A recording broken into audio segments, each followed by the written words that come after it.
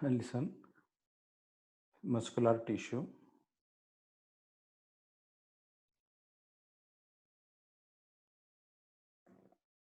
that is the third type of animal tissue.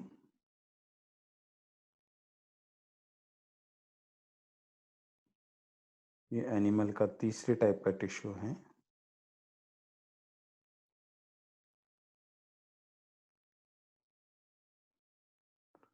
This tissues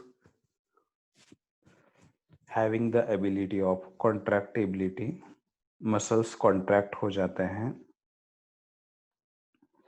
और muscle का जो origin रहता है like the connective tissue that is also mesodermal in origin. वो भी connective tissue के जैसा ही मेसोडर्मल इन ओरिजिन रहता है.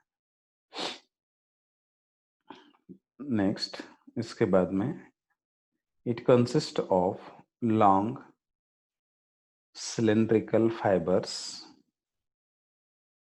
composed of numerous fibrils which are called as myofibrils.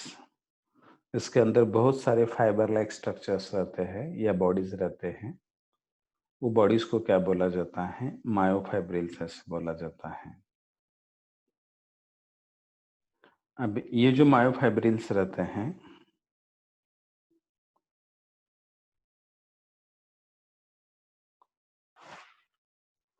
तो मस्कुलर टिश्यू के अंदर एक्टिन और मायोसिन नाम का प्रोटीन रहने की वजह से क्या प्रेजेंट आते हैं? स्ट्राइटेशंस आते हैं. The cytoplasm of muscle fibre is called as sarcoplasm. Muscle fibre का जो ये रहता है उसको सार्कोप्लाज्म बोला जाता है. साइटोप्लाज्म को सार्कोप्लाज्म बोला जाता है. एंड उसका जो एंडोप्लाज्मिक रेटिकुलम रहता है that endoplasmic reticulum is called as sarcoplasmic reticulum. और उसके एंडोप्लाज्मिक रेटिकुलम को भी सार्कोप्लाज्मिक रेटिकुलम ऐसे बोला जाता है. अब ये जो सार्कोप्लाज्म रहता है ना, this sarcoplasm are abundant with mitochondria present between the myofibrils and sarcolemma बोले तो उसकी जो प्लाज्मा मेम्ब्रेन रहती है उसको सार्कोलेमा ऐसे बोला जाता है. And these are responsible for the movement of body parts. जैसे टंग का मूवमेंट होता है, लोकोमोशन होता है, that is nothing but the displacement of body from one place to another place. या सपोर्टिंग द बोन्स को सपोर्ट देने का काम कर देते हैं क्योंकि मसल्स बोन्स के ऊपर अटैच्ड रहते हैं. कॉन्ट्रैक्टिबिलिटी यानी मसल्स कॉन्ट्रैक्ट हो जाते हैं. एक्साइटेबिलिटी, जब नर्व्स का मैसेज आता है तब वो एक्साइट भी हो जाते हैं.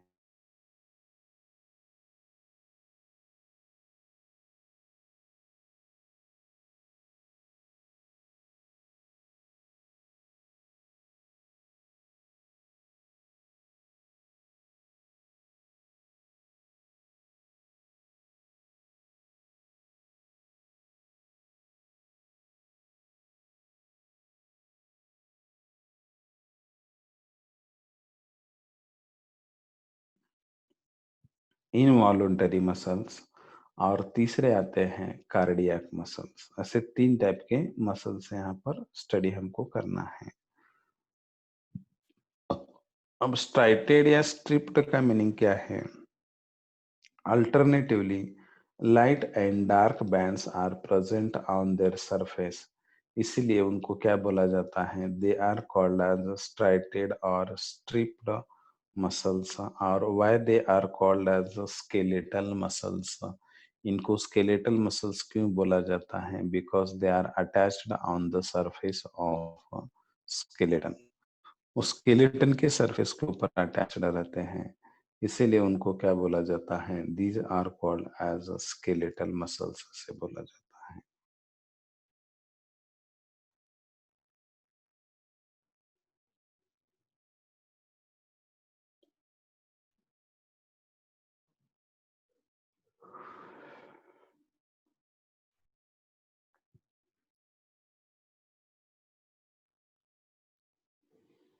ये स्ट्राइटेड और स्ट्रिप्ड और स्केलेटल मसल्स जो रहते हैं ना, they are found in body wall में फाउंड किए जाते हैं।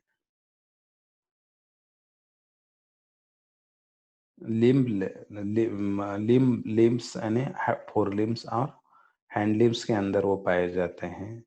And they are occur in tongue, tongue के अंदर प्रेजेंट रहते हैं, एसोफेगस के अंदर प्रेजेंट रहते हैं। And these muscles are called as voluntary muscles. Voluntary का मीनिंग क्या है? These muscles, their functioning is depending on the power of our will. अपने विल पावर के ऊपर उसकी फंक्शनिंग डिपेंडिंग रहती है। ब्रेन उनको कंट्रोल करते रहता है, इसीलिए ये मसल्स को क्या बोला जाता है? दीज मसल्स आर कॉल्ड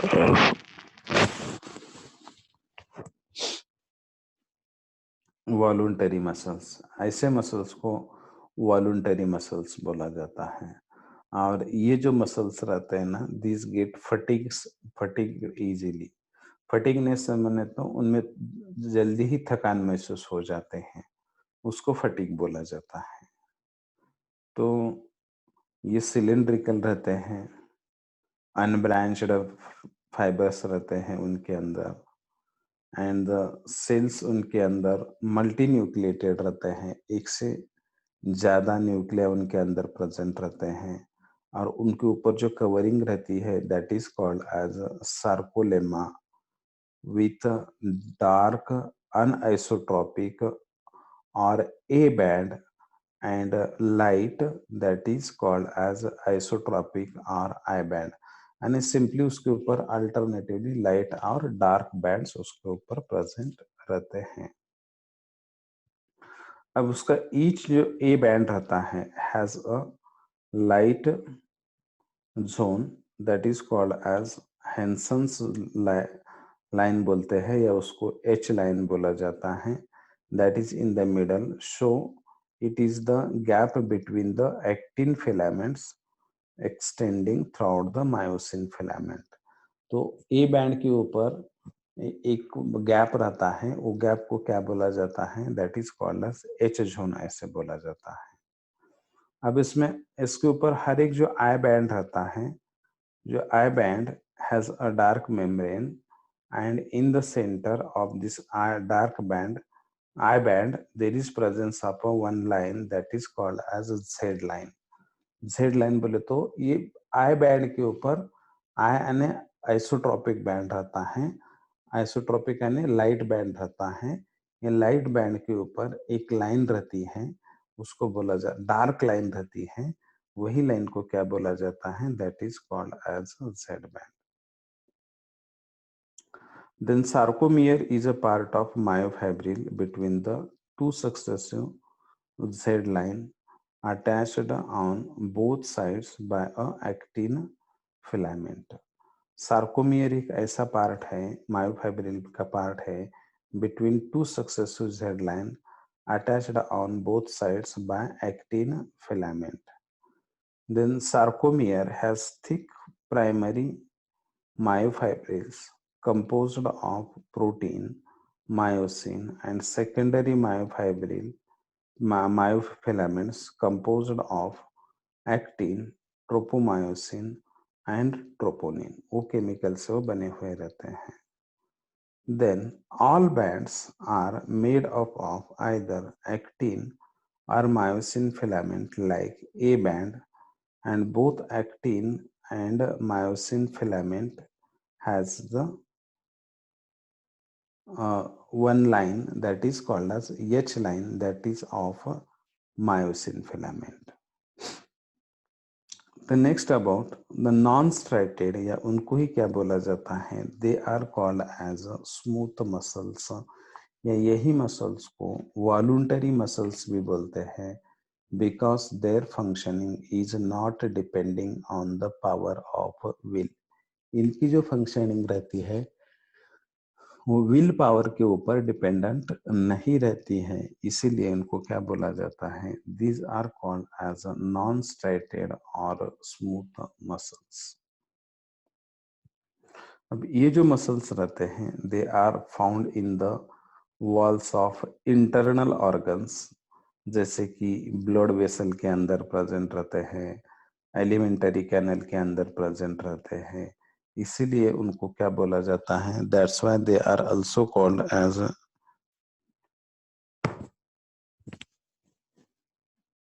इसीलिए उनको विसरल मसल्स भी ऐसे बोला जाता है।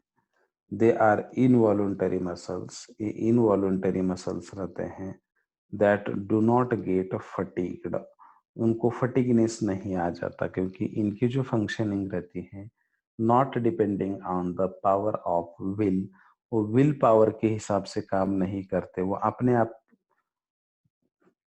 वर्क करते रहते हैं, दे वर्क कंटिन्यूअसली, इसलिए इनके अंदर कभी फटीगनेस नहीं आता है। They are spindle-shaped with unbranched fibers and that contains a single oval nucleus bounded by plasma lemma and are composed of actin and myosin। वो एक्टिन और मायोसिन से बने हुए रहते हैं। The length of fibers is 100 to 200 microns and diameter is 10 microns, ऐसे उसकी length और डायमीटर रहती है। And there are no cross sections, इसके सरफेस के ऊपर लाइट और डार्क बैंड्स नहीं रहते हैं, इसीलिए उनको क्या बोला जाता है, स्मूथ बोला जाता है।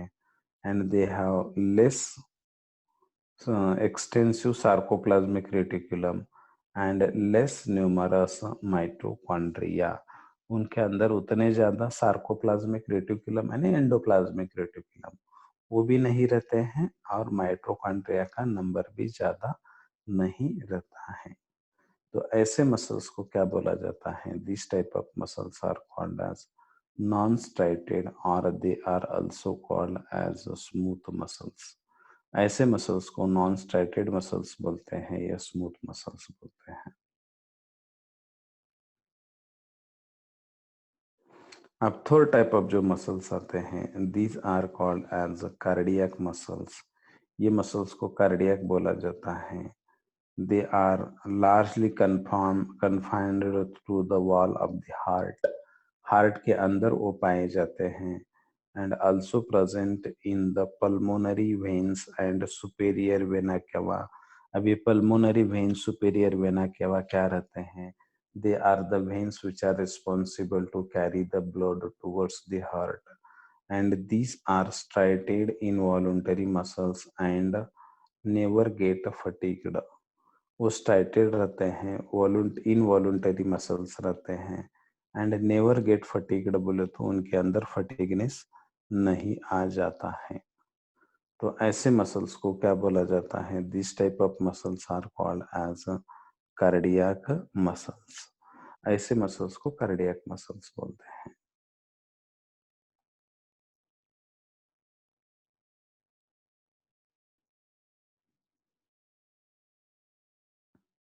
ये भी सिलेंड्रिकल रहते हैं, ब्रांच्ड फाइबर्स रहते हैं and this are uninucleated and have rich blood supply and contain actin and myosin filament.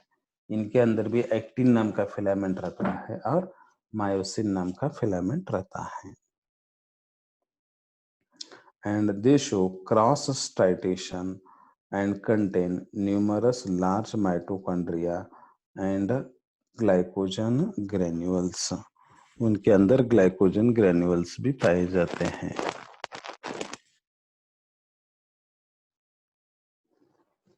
अब what are the functions of muscles, muscles का फंक्शंस क्या रहता है, तो heat production, muscles contract and maintain the body temperature and in extreme cold condition के अंदर वो body temperature maintain करने का काम करवाते हैं।